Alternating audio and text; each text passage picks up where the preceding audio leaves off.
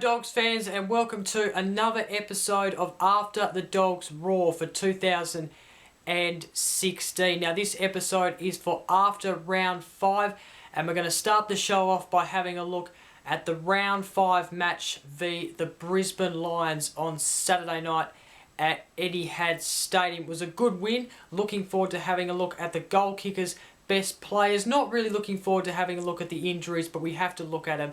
And we're also going to have a look at my votes for this game for the After the Dogs Roar Best and Fairest Award. Also coming up on the show, a stats wrap up after round 5, as well as an overview of the round 3 clash v Sandringham in the VFL. Of course, Footscray took on Sandringham in their round 3 VFL clash. Did they win? Did they lose? You'll find out later on in the episode. Also going to look at the injury board after round 5. Who's due to come back in a couple of weeks? Who's injured from this week? Stuff like that. Also having a look at my Bevis burning question. The burning question for this week from the host of this show, me. And also going to look towards round 6 v North Melbourne. That is going to be an absolute stunning match because we're back on Friday nights and it's just going to be so good. Also, our last segment of the show is the questions in 3 minutes. Looking forward to answering the questions from you, the viewers, in the Western Bulldogs forum. So let's get straight in to the show. Okay, so our round 5 matchup on Saturday night was between the Brisbane Lions at Etihad Stadium, our home game, of course. An interesting first quarter. We couldn't quite find the sticks until late in the first quarter. Still took the quarter time lead though, 3-6 to 2-1. We then took the game away from the Lions a little bit in the second quarter, 9-8 to 4-4. And that was the score at half time. And then at 3-quarter time, we basically took the game away from the Lions. We had it in the bag, 13-11 to 7-5. And then in the end, finished the game 17-18, 120, defeating the Brisbane Lions 10-7. 67. A good win for our boys on the Saturday night stage at Etihad Stadium. Let's have a look at the goal kickers for this match. Stringer booted 3 goals in this game against the Lions, including a goal of the year contender where he bursted through 3 Lion players. It was a stunning goal, and then a high ball between the 2 sticks. Great goal from him. It just shows how good of a forward player he is. Bontempelli kicked 2, as well as Dalhouse, McLean, Liberatore and Dixon. Campbell, Jong, Wallace and Roughhead got singles each for the Dogs. The best players on the field judged by the Western Bulldogs coach. Stevens was best on ground. Wallace, Boyd, Dalhouse, McLean, Hunter and Stringer all got best on ground performances in front of, I think it was about 20-odd thousand at Etihad Stadium. So a great win there for the Western Bulldogs. Let's get straight in now to having a look at my 3, 2 and 1 votes for this game, round 5 against the Lions. Okay, so my votes for round 5 v the Lions for the After the Dogs Roar Best and Fairest Award. I gave 1 vote to Matthew Boyd. He had 31 disposals, had a great game in the back line. That included 6 marks. So great game there by Matthew Boyd, and great defending player he is. Mitch Wallace is my 2 voted player. He got 33 disposals with 15 kicks and 18 handballs. Had a great day on the field. He was everywhere really. In each quarter he was getting lots of touches, lots of disposals, having a big influence on the game. He played an all-round great performance in the game against the Brisbane Lions. And then my 3 votes went to Jacob Bevis. He got the highest disposals of the game with 34 disposals. Had a great game. He racked up 117 AFL fantasy points. So if you do AFL fantasy, or Dream Team as it's also called, then having him in your side, he would have had a great influence on your team. He was a great influence in the team on Saturday night, and that's why I have given him my 3 votes. Now let's have a look at the leaderboard. Matthew Suckling and Jacob Bevis are level on 3 votes in first place. Second place, Shane Biggs, Mitch Wallace level on 2 votes. And then third, Matthew Boyd, Lockie Hunter level on 1 vote. So that is my best and fairest votes for round 5. Okay, time to have a look at the stats wrap up after round 5. Who's leading what in terms of the Western Bulldogs? Let's start with the leading goal kickers. After his 3 bag, Jake Stringer has increased his lead to 11 goals. He's then got Marcus Bontempelli behind him on 7 goals. McLean also on 7 goals. And then you've got Liberatore and Boyd, the next 2 best, on 5 goals. Leading disposals, Lockie Hunter on 154 disposals. Leading very nicely there like he did last week. Jack McRae on 133 disposals. You've then got Matthew Boyd, Biggs level on 128 disposals, with Stevens there on 5th with 126 disposals. Now let's have a look at the leading marks now. Matthew Boyd, 40 marks, with Marcus Adams behind him on 36. Dale Morris on 34 marks. The top 3 there, all defenders. Absolutely incredible. Just shows how good our backline can be. Lockie Hunter is on 34 marks as well. And we've also got Shane Biggs there, another defender, on 32 marks. Let's have a look at the tackles now. Dalhouse leads the tackles like he did last week on 32 tackles. Jacob Bevis there on 27 tackles. Jordan Roughhead on 22 tackles. McRae on 19 tackles. And then Picken is 5th on 17 tackles. And to conclude our stats wrap up for round 5, let's have a look at where we stand on the AFL ladder after round 5. The Brisbane Lions, of course, the win has kept us at 2nd place. North Melbourne is at 1st. Of course, we versed them on Friday night, so it's going to be a 1st v 2nd clash. And, well, if we win that, then we could... Well, we will. We'll go to the top of the table there, because we've got a larger percentage than North Melbourne. So if we win, we'll go back to top of the table like we were after round 2. So, very, very big game coming up against North Melbourne on Friday night. Okay, time now to have a look at the match between Sandringham in the VFL, Footscray v Sandringham at their home ground. So it was our away game. And while things were very good on Saturday night against the Brisbane Lions, things weren't so good in this game. In fact, we led at quarter time, 32-28. We were only 3 points out of it at half-time, 52-49. And then for some reason after half-time in the second half, the game was just taken away from us. 101-75, Sandringham leading. And then it just went from there. Sandringham took the game away from us, 18-9, 117, defeating Footscray. 12-17, 89. The goal kickers, Redpath got 3. Should he come into the side? Is there a place for him in the senior side? It's interesting, isn't it? 3 goals is not a bad effort by him. Of course, they didn't win the game, though, so that's the only downside.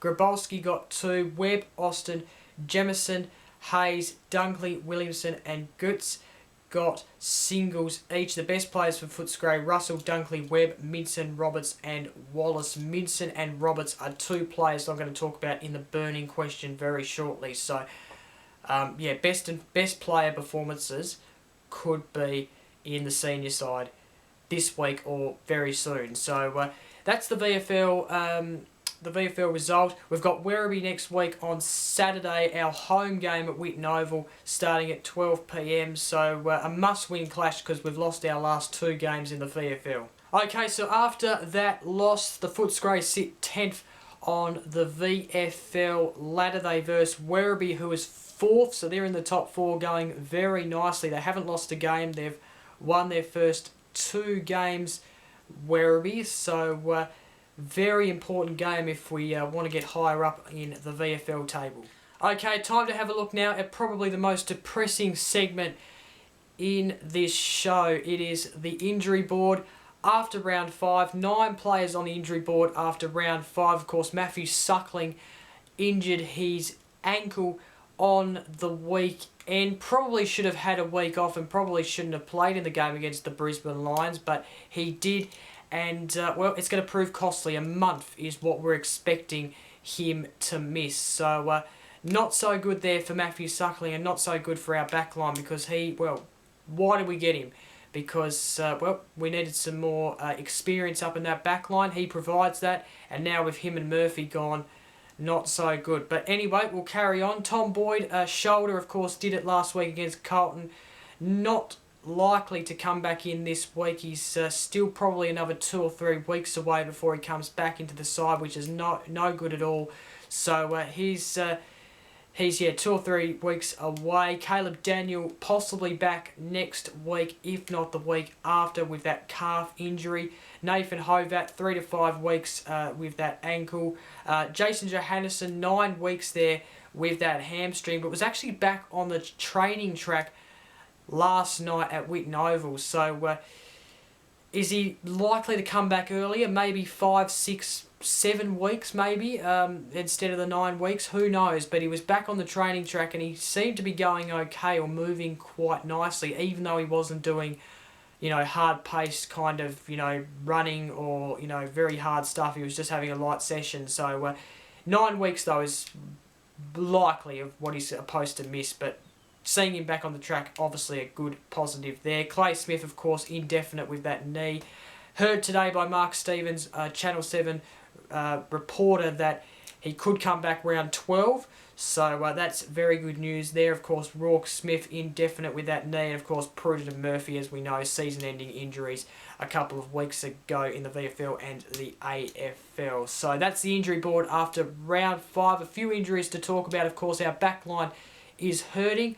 Let's go to the burning question. Okay, time now for the Bevis burning question. And, this is the segment where I ask a question to all you viewers. I give my opinion on it, and then I let you viewers in the forum, as well as all those other Western Bulldogs supporters, fans, members, whatever, have their say, of course, on this question. So my question for this week is, does our club have enough depth up back to stop the tall North Melbourne forward line? Now, being not only a Western Bulldogs supporter but an AFL, all-round AFL fan, I believe that the North Melbourne Football Club have one of the best forward lines in the competition. They have Ben Brown, who is a fantastic inclusion into the side a couple of years ago. I was very lucky enough to see him be brought up here in Tasmania, play for Glenorchy in the State League, in the local competition here in Tasmania. Very good player, and of course went to Melbourne, played with Werribee, now at North Melbourne playing. He's 200 centimetres tall. He's going to be very hard to stop. You've also got Jared Waite, who of course has really lifted his game since he came from Carlton. He is another lethal player up in that forward line. Then you've got Drew Petrie as well, who is, as I look here at my notes, 197 centimetres. He is very tall. He's just a couple of centimetres below Ben Brown. So, being up in that forward line, he can be very dangerous. He can kick about 4 or 5 goals a game when he's on a good day. And then you've also got small forwards like Lindsay Thomas, Brent Harvey, who is likely to play 500 games. No, definitely not. But obviously, people have been talking up that he could play 500 games because that's how good form he is in. And you've also got Sean Higgins as well. We know Sean Higgins used to play for the Western Bulldogs. He's also a very important part of that North Melbourne forward line. So they've got an exclusive list of forwards in that forward line that can play. Now, looking at our back line from last week, Matthew Boyd, Marcus Adams, Dale Morris, Matthew Suckling, who's going to miss this week, Easton Wood, and also Shane Biggs. You've got that back line there who are very, very good. Boyd's very good. Adams can play. Morris there as well. Wood, Biggs. You need more tall depth up in that back line, though, if you're going to stop those tall forwards of North Melbourne. So let me go through the back line that I've put together that I think should be the back line for this game against North Melbourne this Friday night. Now, I know hearing today that Tom Liberatore could play back. I don't think that's a good idea. I think he should stay midfield because he's not that tall. He's actually only 180 odd centimetres. He would be good up defence, but I think we need him in the midfield more than anything. So this is what I've put together as the side for this week in terms of the back line. So Matthew Boyd, I've gone with him. He's probably likely to play on either Shaun Higgins or Brent Harvey. I'd like to see him play on Shaun Higgins. He's the same centimetre height as Shaun Higgins, Matthew Boyd. So if he plays on Shaun Higgins, then that is really good. You've got Marcus Adams. I've put Marcus Adams there at full back. He's only 193 centimetres compared to Drew Petrie, who is 197 centimetres. Not sure if he can stop him, but the way he's been taking his marks lately, he probably can. So obviously he'll need to use his jumping a lot more to try and stop Drew Petrie's tall hands and mark there. Dale Morris, he can stop Brent Harvey, of course. He's actually taller than Brent Harvey. 190 centimetres is what Dale Morris is. Brent Harvey at 177 centimetres, so he can stop Brent Harvey there. But obviously Brent Harvey very, very dangerous running onto the ball and with his speed as well. I'd like to see Fletcher Roberts come into the side this week and play on Ben Brown. Fletcher Roberts is 196 centimetres. Ben Brown's 200, so it's a couple of centimetres off, but the way he played last year, he could stop Ben Brown. If that's not working, then you could play Jordan Roughhead on him because Jordan Roughhead is 200 centimetres, so the same height. Fletcher Roberts, he's probably a good inclusion. Hamling, of course, was another choice, but I think with the centimetre and the height size, I think Roberts suits Ben Brown more than probably what Hamling's only 194 centimetres, but Hamling is a very good key defender. But Fletcher Roberts, I'd like to see him come in and replace Matthew Suckling this week. I've also got Easton Wood to play on Jared Waite. The only reason I put Easton Wood there on Jared Waite is because of his mark. We know he can take a good grab when he's flying up with his jump, so he could stop Jared Waite there. Shane Biggs, he's 187 centimetres taller than Lindsay Thomas. He could match up on Lindsay Thomas very, very easily. Now, I'd also like to see Will Minson come into the side this week. I'd like to see him come into the interchange with either Bailey Dale or Jed Adcock going out. Probably likely to be Jed Adcock. 16 disposals, not the best game from him, pretty quiet. So I'd like to see Jed Adcock go out of the side, not disrespecting him or anything, but I'd like to see him go out of the side. Will Minson come in, be a backup ruckman if Jordan Roughhead chooses to play, or if Beveridge chooses to play Roughhead up in the defence on either Ben Brown, Jared Waite. If it's not working up there with Easton Wood, you've got also Fletcher Roberts. If it's not working with Fletcher Roberts, then you could put Roughhead up in that back line to match up with Ben Brown, Jared Waite, even Drew Petrie if Marcus Adams isn't working either. Or Will Minson could go up there because Will Minson is 199 centimetres, so he's just as tall. He's probably shorter than Jordan Roughhead by 1 centimetre, but he's very tall, he's experienced. I'd like to see Will Minson come into the side this week as well as Fletcher Roberts. So that's my burning question. That is my opinion and my say. I'd like to hear your say. Okay, time now to have a look at our next match, round 6. It is on Friday night between North Melbourne, Friday the 29th of April, starting at 7:50 p.m.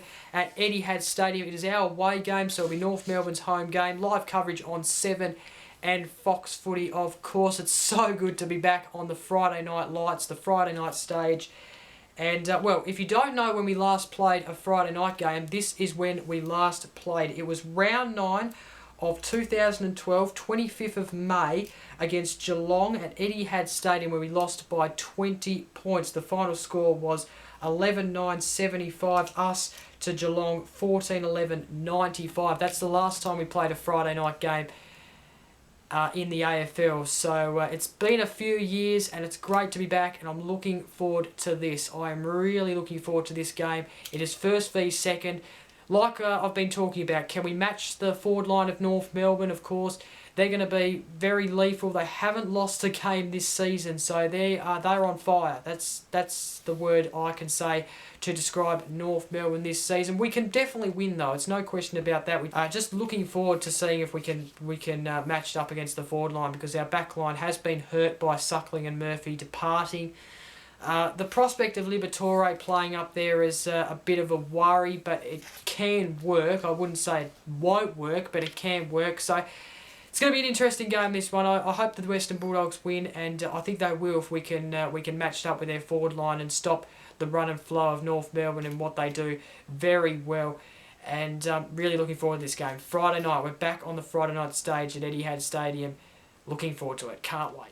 Okay, time now for the last segment of the show. It is questions in 3 minutes. Questions asked by you lovely people in the Western Bulldogs forum on Facebook. If you're a Western Bulldogs fan, member, supporter, and you have Facebook and you're not involved in the Western Bulldogs forum, then get involved. There is a lot of people debating, posting their opinions, comments, etc. It is a great place to debate the week's Western Bulldogs news, team selections, etc.